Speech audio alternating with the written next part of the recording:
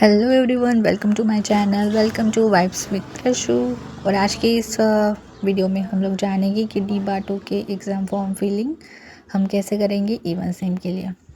तो जैसे कि हम देख रहे हैं कि बीटेक सेम इवन सेम के लिए जो जून 18 स्टार्ट डेट था और जून 25 जो है वो उसका एंडिंग डेट है। और अगर आप लेट करोगे तो आपको पेनल्टी फीस भी लग सकता है। So let's start the processing without time wasting.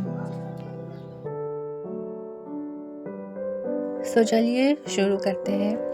Form filling, जैसे ही हमने लिंक पे टैप किया, जैसे लिंक ओपन हो गई, फिर उसके बाद में हम देखते हैं कि यहाँ पे आ चुका है हमारा डैशबोर्ड, जिसमें हमको करना है लॉगिन। और यहाँ पे डायरेक्ट हमको कंटिन्यू कर देना है, पासवर्ड लिख लेना है और BGYD40 जो भी यहाँ पे लिखा है आया है कैप्चा, जो भी कैप्चा आएगा आपको उसको फिल करना है। ठीक है, फिल करने के बाद में हमको साइन इन पे क्लिक कर देना है। ओके, साइन इन पे क्लिक करने के बाद आपको इस तरह से इंटरफेस आएगा। उसके बाद आपको वहाँ पे ऑप्शन पे क्लिक करना है, ओके करना है, देन पे करना है। तो आपको पेमेंट के यहाँ पे ऑप्शंस भी मिल जाएंगे। तो जैसे ही आप पेमेंट पे क्लिक करोगे आपको पेमेंट समरी दिख जाएगा। आपके डिटेल्स वगैरह आप सब चेक कर लो, एक्सेप्ट कर लो टर्म्स एंड कंडीशंस होते एंड उसके बाद में प्रोसीड कर दो।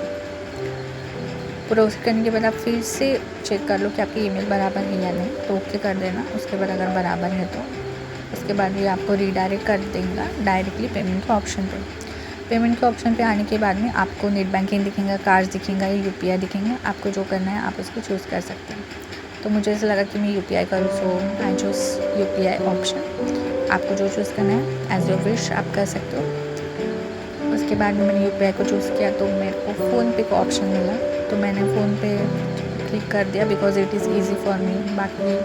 बाकी बातों से वो बहुत ज़्यादा ईजी है। उसके बाद में मैंने डाल दिया अपना UPI ID यहाँ पे और फिर UPI ID के बाद में हमको इस पर कर देना है वेरीफाई। और फिर वेरीफाई होने के बाद में क्या होगा, वेरीफाई होने के बाद में उसके बाद प्रोसीड का ऑप्शन कर दिया। और फिर उसके बाद मुझे स्टेप 1 मिला कि फ़ोन पे में जाओ और पेंडिंग रिक्वेस्ट को देखो। फिर मुझे वो रिक्वेस्ट को अप्रूव करना पड़ेगा कि मैं पेमेंट कर सकूँ। एक्सपायर हो जाएगा ट्रांजैक्शन 14 मिनट्स में। ठीक है, 14:46 ऐसा बोल रहा है, 15 मिनट्स में वो एक्सपायर हो सकता है। तो इसीलिए आपको ट्रांजैक्शन जो करना है वो 15 मिनट के अंदर ही करना है। उसके बाद आप नहीं कर सकते, आपका लिंक एक्सपायर हो जाएगा। फिर उसके बाद में 16 मिनट के बाद, उसके भी 16 मिनट के बाद में आपको करना पड़ेगा फिर से रीओपन आपके फॉर्म को। ठीक है, आपको फ़ोन पे जाना है और फिर उसके बाद में आपको अलर्ट्स में चेक करना है या फिर आपको डायरेक्टली ऊपर से मैसेज भी आ जाएगा। बट स्टिल मैं आपको बोल रही हूँ कि जो अलर्ट्स पे है आप जाइए और यहाँ पर डॉक्टर बाबा साहब आम्बेडकर ऐसा मुझे मैसेज दिख गया। मैंने वहाँ पे पे नाउ पे क्लिक कर दिया और फिर मेरा इंटरफेस ऐसा खुल चुका, तो मैंने पे कर दिया उसको। फिर उसके बाद में मैंने पासवर्ड वगैरह डाला तो वो पूरा ब्लैंक हो गया।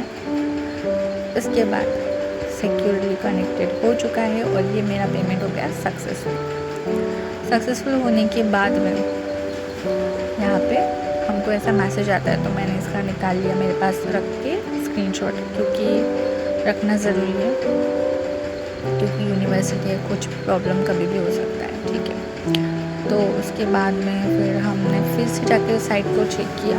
साइट को जब हमने जाके चेक किया तो उसके बाद में हमको ऐसा दिखा, ऐसा कुछ इंटरफेस आएगा, आपको पेमेंट सक्सेसफुल का ऑप्शन आएगा। ठीक है, फिर उसके बाद में पेमेंट स्टेटस का ऐसे आपको दिखेगा, आपका सक्सेसफुल हुआ तो रीसबमिशन कभी मत कर देना। ठीक है, उसके बाद में वहाँ पे है ना, उसके बाद में वहाँ पे मैंने उसका भी स्क्रीनशॉट निकाल लिया। उसके बाद वहाँ पे जो ऑप्शन था मैंने उसको क्लिक कर दिया।